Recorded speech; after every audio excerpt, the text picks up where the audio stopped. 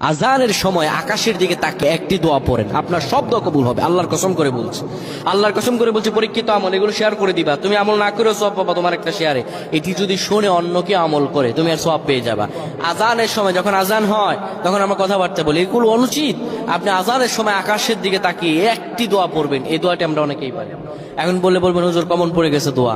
আমরা অনেকেই আল্লাহ তাআলার কাছে এটা ওটা চাই, কিন্তু সঠিকভাবে চাইতে জানি না। সঠিকভাবে কোনো ব্যক্তি যদি চায় আমার আল্লাহ তাকে দয়া করবেন। আল্লাহ বলেন, বান্দা উদউনি আস্তাজিব লাকুম, আমার কাছে চাও আমি আল্লাহ সব দিয়ে দিব। সুবহানাল্লাহ।